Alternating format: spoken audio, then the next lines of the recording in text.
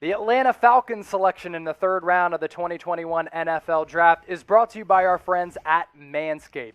You go to manscaped.com/chat, you get 20% off plus free shipping on the best male grooming products. And I'll tell you this, Jalen Mayfield, offensive tackle out of Michigan, does a great job of protecting his quarterback so that they can throw the deep ball.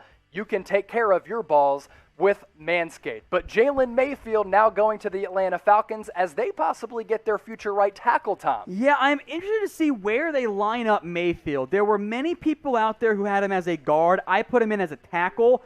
I have a round 2/round 3 grade on him, my number 60 overall player. So another player I like here for the Falcons in day 2 along with Richie Grant. His dad is a former coach, played at left tackle at Ferris State there. There have been some great moments for Jalen Mayfield. His testing was not one of them. He's sub 33-inch arms. Some teams will view him as a guard. I wonder if the Falcons will be included in that conversation. Did not test nearly as well as everyone had hoped. He's as a toolsy guy, great athlete, and then doesn't test well. That's why he falls all the way down to round 3. There are some quickness issues here as well that are going to be an issue. Guard might help cover those up in the end. I kind of think he might be a guard in the end. Didn't play much in 2020, opted out, came back, got hurt, only played in 2 games. The sack numbers here are great. Yeah. The hurry numbers, all per Pro Football Focus, are not. And this is still kind of maybe a sit him for year 1, try and bring him along and develop him. But from that perspective, the value here is very good. My best offensive tackle left on the board. I do like that here for the Atlanta Falcons at the beginning of round 3. And in just hearing you breaking down Jalen Mayfield, offensive tackle out of Michigan, going to the Atlanta Falcons with pick number 68, don't know if he's a tackle or a guard. Seems as though he needs some development. Yep. So this looks like a future project Probably for the Falcons. Is that safe to say? Not a year 1 starter. I'd say more of a 2-year starter, or year 2 starter for the Falcons here. But they like to invest in the O-line, and they've done it again. So last weekend, I finally had some time to myself because I've been focusing so much on all this NFL draft process, all of the preparation for it. I was finally able to take care of everything down low. About time. It was looking as scary as maybe Azeez Ojulari coming off the edge and just bearing down in on me.